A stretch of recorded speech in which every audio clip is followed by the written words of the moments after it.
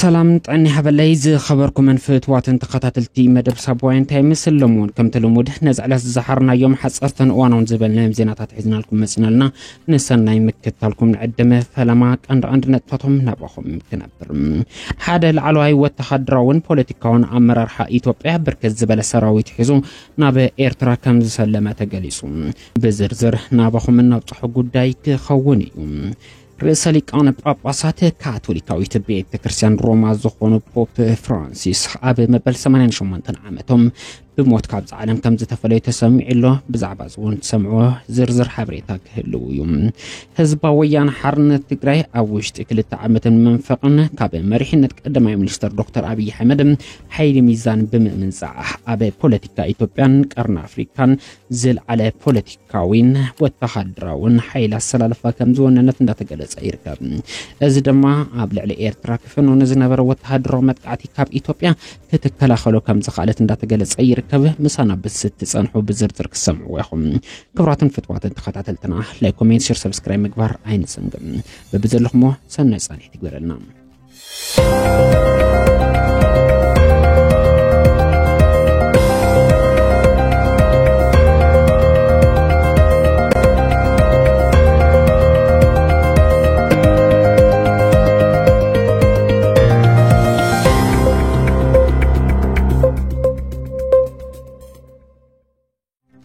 رئيس ليقان باباس كاثوليكاويت بيت كريستيان روما زخونو بوب فرانسيس لوم عنتي اغاو غحتم ابي مبل 88 عامتهم كابز عالم بموت كم تفلي ترغاغيصو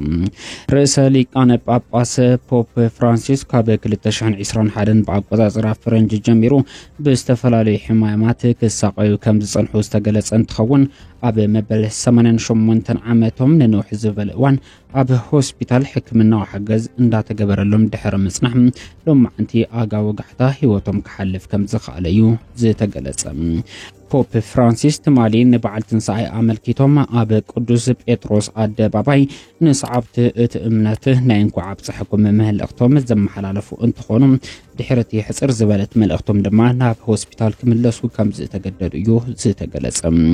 دحر زون طبق حكمنا وغلغالوت والاكو انت تجبرلهم لهم عند اغاو غحتا اب مبل 88 عامتهم هيوتهم كحلف كم زخاليو زي تجلص بوب فرانسيس اب 2013 بعقوزا فرنجم سليقان باباسات كاثوليكاويت بيت كريستيان روما خوينهم كم تسيمو زفلطيو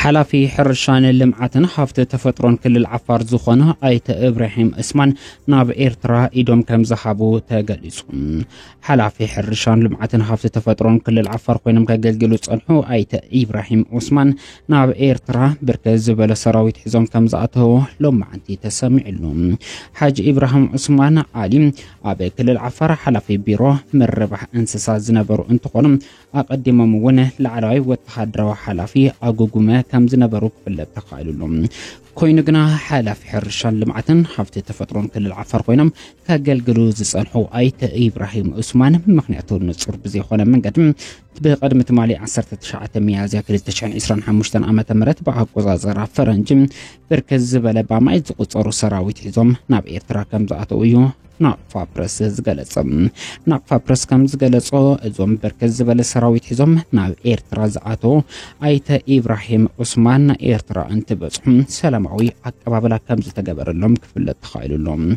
ابراهيم عثمان ناب ايرترا كم زاتو جن بوغن منغست ايتوبيا خونه كل العفار اسكا حزيزتو حبه زهون يخون مرغاغص حبريتا يلن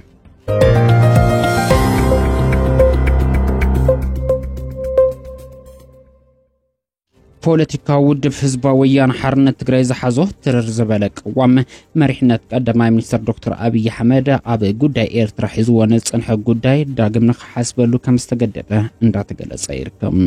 ህወሓትን ነብዓልታ አናቂራ አዳኺመያ ይክብል ዘአምን ዝጽንሐ مريحنت قدماي منستر دكتور ابي احمد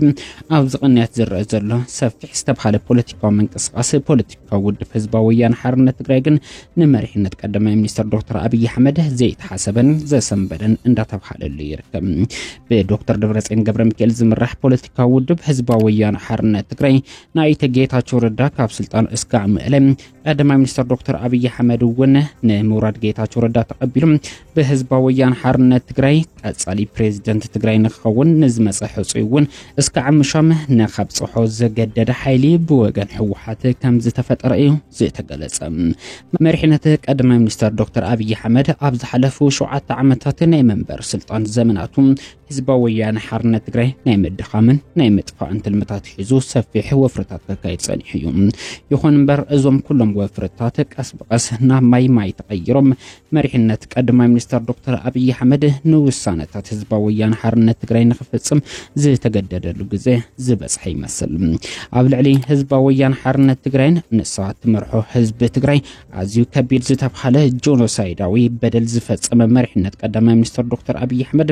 ዝሓሰቦ ክሰምረሎ ኣይኻለን የግዳስ እታ ውድብ ካብ ዝኾነ ግዜ ንላዕሊ ጠንኪራን በርቲዓን ክትወጽእ ቃለት ይኹን እምበር ኣብ ዝሓለፉ 2 ዓመታት ንዝተወሰኑ ኣባላት እቲ ውድብ ብገንዘብ ይኹን ብስልጣን ደሊሉ ካብቲ ውድብ ክልሕቁ ብምግባር አንጻር እቲ ውድብ ክንቀሳቀሱ ከም ዝገበረ እዩ ዝነገረሉ መሪሕነት ቀዳማይ ሚኒስትር ዶክተር አብይ አህመድ እዞም ሓይልታት ኣብ ዝሓለፉ 2 ዓመት እታ ውድብ ኣብ ታሪኻ ገጢምዋ ዘይፈልጥ ከቢድ ዕንቅፋት ንገጥማ ጻዕርታት ዋላ እኳ እንተገበሩ እቲ ጻዕርታት ብዝተወሰነ መልክዕ ነታ ውድብ ካብ ምዕንቃፍ ሓሊፉ ውጽኢት ክወልድ ይኽእልን ብፍላይ እታ ውድብ ኣብ ዝሓለፉ 2 ዓመታት